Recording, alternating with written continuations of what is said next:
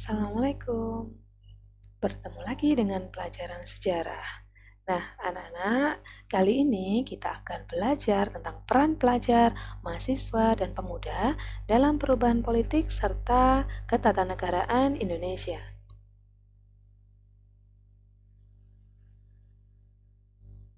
Seperti yang kita ketahui, pemuda itu memiliki peran dan fungsi yang penting dalam pembangunan kehidupan berbangsa dan bernegara. Artinya, pemuda ini adalah aktor perubahan dalam sebuah negara itu sendiri. Khususnya yang kita bahas hari ini adalah tentang perubahan politik dan ketatanegaraan Indonesia. Perubahan yang terjadi saat ini ataupun sejak dulu itu diawali oleh peran pemuda. Mereka memiliki semangat yang luar biasa demi kemajuan bangsa. Nah, peran pelajar, mahasiswa, dan pemuda pada masa pergerakan nasional ini adalah awal dari kebangkitan nasional negara kita sebelum kemerdekaan. Tentunya kalian masih ingat, organisasi pergerakan nasional ini adalah organisasi yang terdiri dari para pemuda pada zamannya. Mereka bersatu dalam organisasi itu untuk menjalin persatuan demi mewujudkan kemerdekaan Indonesia. Di gambar ini, kalian bisa lihat ini adalah para mahasiswa Stovia. Mahasiswa Stovia ini adalah orang-orang yang menjadi pelopor berdirinya organisasi pergerakan pertama kita, yaitu Budi Utomo. Kemudian ini adalah gambar dari para tokoh organisasi Perhimpunan Indonesia, di mana salah satunya tentu kita ingat ya, adalah Bapak Muhammad Hatta. Kemudian ini ada organisasi pemuda yang berasal dari Jawa yang disebut Young Yava. Kemudian ada organisasi pemuda Islam atau yang disebut Young Islamiyatan Bond. Dari banyak sekali organisasi pemuda saat itu, akhirnya kita kemudian mengalami satu konsensus yang kita kenal dengan istilah Sumpah Pemuda. Dari merekalah perubahan besar itu terjadi. Pemuda dari daerah-daerah saling bersatu untuk mewujudkan Indonesia merdeka. Nah, kemudian pada masa awal kemerdekaan tentunya kita tidak asing dengan peran golongan muda, di mana golongan muda ini yang kemudian mendesak golongan tua untuk segera melaksanakan proklamasi. Masih ingat ya tentang peristiwa Rengas Dengklok. Nah, ini adalah para tokohnya. Soekarni saat itu adalah sebagai ketua pemuda.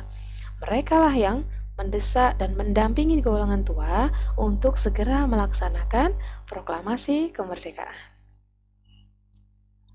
Kemudian, di akhir masa Orde Lama menjadi Orde Baru, lagi-lagi pemudalah yang menjadi pelopor perubahan itu. Saat terjadi krisis ekonomi yang sangat besar, kemudian ditambah dengan adanya peristiwa G30S, mendorong para pemuda turun ke jalan untuk mendesak pemerintah agar dilakukan perubahan pada bangsa Indonesia saat itu. Nah, ini adalah contoh gambar demonstrasi yang dilaksanakan oleh para pemuda di tahun 1966. Ini Tritura atau 3 tuntutan rakyat. Nah, kemudian ini adalah lagi-lagi peran dari pemuda di masa reformasi. Jadi pemuda saat itu adalah pelopor gerakan reformasi pada tahun 1998. Selain mereka turun ke jalan, mereka juga mendesak pemerintah untuk segera melakukan perubahan di berbagai sektor kehidupan berbangsa dan bernegara. Salah satu yang dilakukan oleh pemuda saat itu adalah melakukan pendudukan terhadap gedung DPR dan MPR yang ada di Jakarta, yang pada akhirnya mendesak Presiden Soeharto untuk membacakan surat pengunduran dirinya sebagai presiden saat itu. Sehingga terjadi perubahan politik yang cukup besar yang kita kenal dengan masa reformasi. Nah, ini adalah agenda reformasi yang dituntut oleh para pemuda terhadap pemerintah saat itu. Tentunya, aksi besar yang dilakukan pada masa reformasi ini memakan korban jiwa.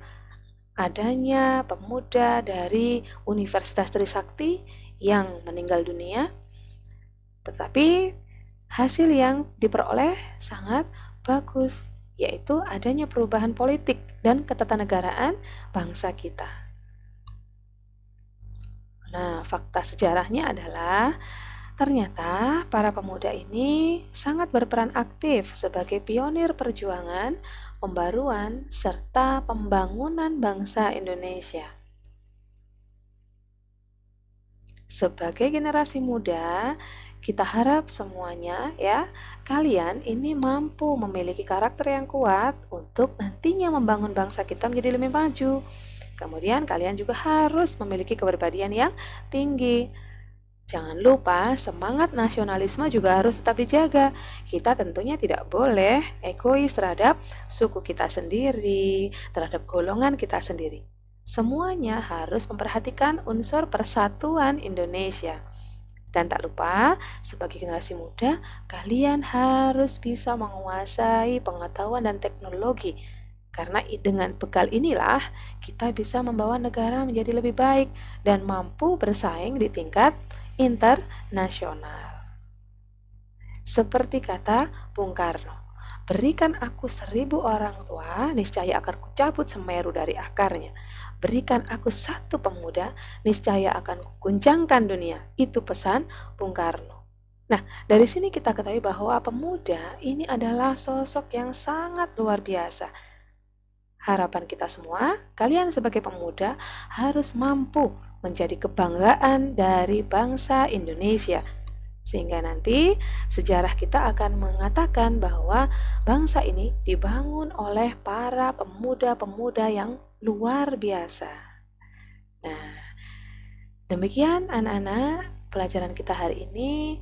Saya ucapkan terima kasih dan jangan lupa terus pelajari sejarah. Salam jas merah.